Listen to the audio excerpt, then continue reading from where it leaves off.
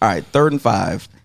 These are my top 5 worst NBA trades of all time. Ooh. I picked this because I think the February 9th is the trade deadline coming up for the NBA. Tis. Hope to see some moving and shaking in the NBA.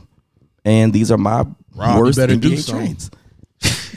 Relax, he ain't doing nothing. There's got to be. There's a certain trade I'm hoping for on this thing. Number 5. Wilt Chamberlain of the Philadelphia 76ers, an all-star choice and the most valuable player of the league. The tallest, strongest, highest-scoring man of the NBA. As the all-time high scorer of the league, Wilt sets records every time he plays. Wilt Chamberlain was traded from the 76ers to the Lakers. Yeah. For a whole bunch of nothing. Jerry Chambers, Archie Clark, Daryl Imhoff, and some cash.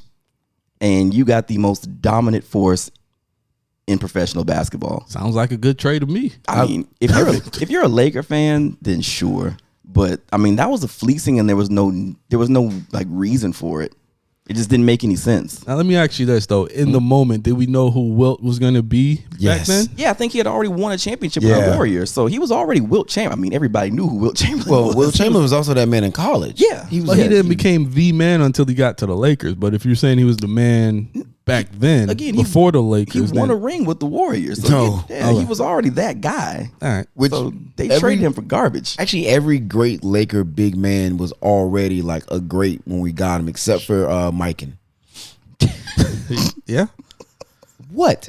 Kareem, Shaq. It's just funny. They had already established their. I get it. They were like he was that guy back in that time, but it's like you got Shaq, Wilt, Kareem, Mikan. Don't sleep on George Mikan. I hear you. Playing against a bunch of don't do that. Don't do that. Men, but don't do cool. that. Hey, it's all good. And then we got Andrew Bynum. Okay. Number 4. Yeah. In come the Sixers, who made the first move, and they were interested. So the Nets struck a deal, sending him to Philly for roughly $6 million. The funny thing is that the Nets actually offered Dr. J to the Knicks at first, hoping that they would accept so the Nets could stay in New York. But the Knicks, surprise surprise, rejected the offer. In typical Knicks fashion, they missed out on Dr. J, despite him being handed to them on a silver platter. Way to go, Knicks. Dr. J was traded from the Nets to Philly for essentially just cash. When the merger happened, the Knicks and the Nets, obviously both in New York, and the Knicks wanted to charge the Nets a fee for being in New York. So extortion. Yeah. So I mean, because they were taking the fan base away from the Knicks at the time, right? So the Nets didn't have the cash to pony this up. So they're like, well, just take Dr. J. And the Knicks were like, no, we'd rather just have the cash. So somebody else came that offered more. They blew having Dr. J. This is why they're cursed to this day. They're the Knicks. That's very Knicksy. So again, the Nets get rid of Dr. J for essentially nothing. You're talking about a little bit of cash. I think it was like $5 million in cash. You said 6. Was it 6? He laughed and said 6. Stupid. So you got rid of Dr. J for nothing. Number 3. With the 9th pick in the 1998 NBA draft, the Milwaukee Bucks select Dirk Nowitzki from Würzburg, Germany. the Bucks selected Dirk. They traded Dirk for Keith Tractor Trailer. And I think their 19th pick in the draft, which was pretty much nothing at all. They didn't expect Dirk to be what he was, even though he dominated, European leagues. Arguably the greatest European player of all time. Arguably. Yeah. Right? Yeah. I mean, absolutely nothing. Like I can't justify what they were thinking by just getting Tractor Trailer back for actually both of your draft picks that year, 98. I mean, if I'm going to reach. Go for it. Stretch first. Yeah, in the reach, I mean, Tractor Trailer was a physical presence. He wasn't going to give you, 25 and 12, but he was a physical presence. He could bang in the middle. And back then, the NBA didn't really have respect for European players like that, right? The best thing that had come to the NBA at that point was Kukoc by then, and he was wasn't sure. I mean, you still have Vlade. Vlade was Peja, I think. Peja wasn't there yet in 98. Pager was. I think he might have been in the league, but he wasn't 2000s Kings. He was that guy. Right. That's when he became like a thing. But like back then, like there wasn't this whole big like wave to get European players. So I could see them thinking like, oh yeah, we'll trade this dude for a physical presence. But it's not like Tractor Trailer was that guy either. No, he was just a physical. He would bang though. I mean, you know. You can't justify it. And then that's a time frame in the NBA where you needed somebody to bang with the bigs like the Shaqs and the Hakeems and the so. I think they learned though because they stuck with Giannis and look what he's doing now. I think they learned from their mistakes. 20 years later, Sure. Hey, you don't make the same mistake twice. Fair enough. Fair enough. All right, number 2. Hey, somebody has run out on the field. Some goofball in a hat and a red shirt. Wrong thing uploaded. Hit it again. Son of a bee. Nah, it's not there. I'm saying hit it. Stop it. Well, Yeah, stop. talk about it. Number 2, 1987, Scottie Pippen. The Seattle Supersonics take him, I think, 4th or 5th, and they trade him for Olden Polynice. Again, another big that was on the Bulls, and for whatever reason, nobody knew Scottie Pippen, right? I think David Stern even like referred to him as Scott Pippen at the draft, right? Nobody knows who this guy is. 6'7", long, crazy frame, crazy athletic. And then the interview with him and Olden Polynice, and they're like, yeah, do you know you just got traded to the Bulls? And he's just sitting there like, oh, no, I didn't know that. And then they swap hats. Like that classic picture of them swapping each other's hat, like the Bulls hat. Obviously not knowing what Scottie Pippen is going to be. And again, in that time where you want to pair a big with a guard, right? You got to have a big back in those days. And Olden Polynice was their big. And he was a guy that was putting up 20 and 10 a game. And you're trading him for this untested, rough guy who turned out to be probably the greatest wingman of all time. Oh, the greatest wingman. I was gonna say best two-way player of all time. I mean, second, no, or one of the best two-way players. Who's the He's best? up there. The best two-way player of all time Outside of Jordan. No, when I say wingman, LeBron James. when I say Kobe wingman, Bryant. if Jordan is your wingman, like your sidekick. I'm trying to think of like the other like top wingmans of all time, like Dwayne Wade, D D-Wade, but in Boston with Bird. McHale, Parrish, Yeah, maybe McHale. better than Pippen. Nah. I'm just Clay's thinking not like, better than Pip.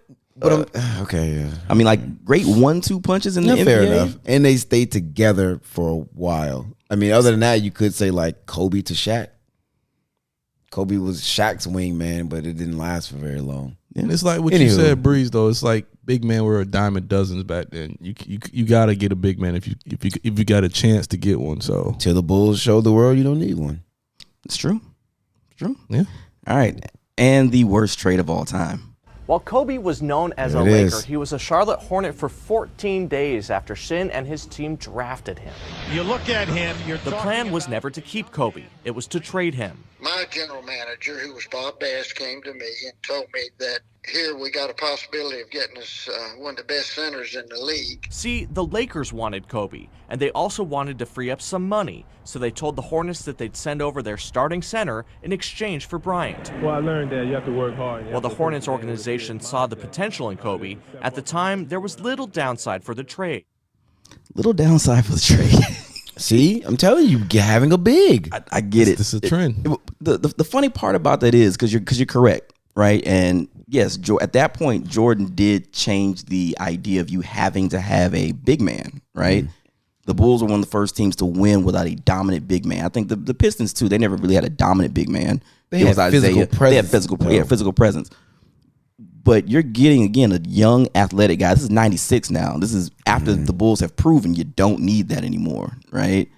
So you got this young guy, and Vlade has been in the league for a little while now, since what, early 90s? Yeah. So he had a little season. And again, you're not getting Hakeem. You're not getting David Robinson for this guy. You're getting Vlade. I mean, Vlade wasn't no slouch, though. He wasn't no slouch. He wasn't elite. And obviously, you didn't know he was going to be Mamba, but again, this young up-and-coming guy, this kind of low-key prodigy, and you trade him because you never really like, yeah, I'd rather have Vlade Divac. I mean, I can see it. And maybe the Bulls people were thinking they were an anomaly back then.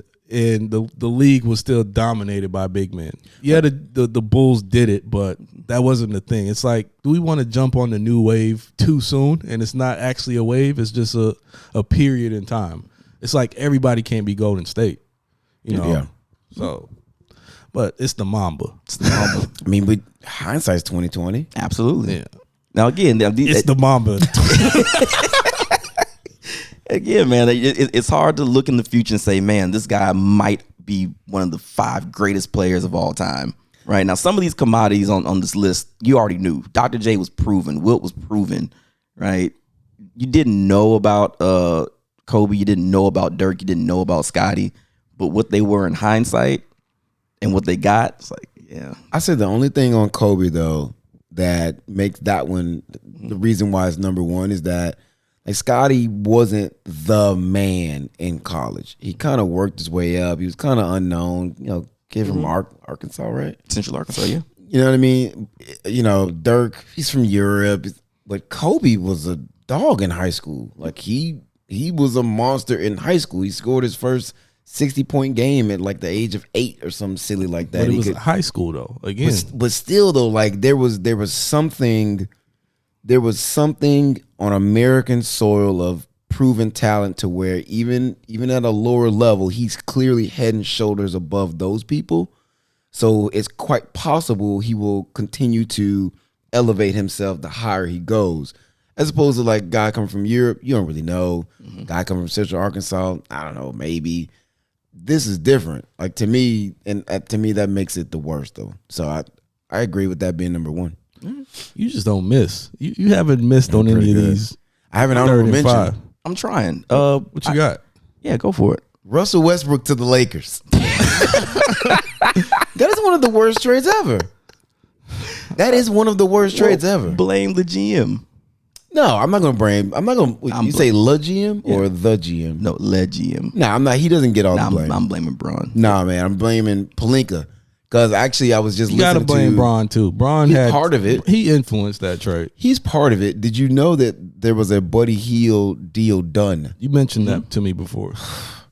Buddy Hield it was a done. Like the Kings were waiting for the paperwork. Yeah.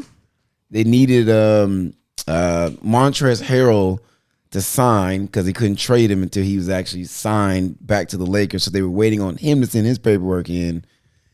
Deal was done with the Kings, and then in the midst of waiting for Montrezl Harrell to sign, which probably took, I don't know, maybe 24 hours at the most. Mm-hmm. Oh, wait, what? We could trade for Russell Westbrook? Sorry, Braun Kings. intervened. We're going to do this. I mean, you don't have to wait for a fax anymore. Just hit that DocuSign, bro. Those idiots, man. All right, I get it. I could dig that. All right. That's my 5, guys. Very nice.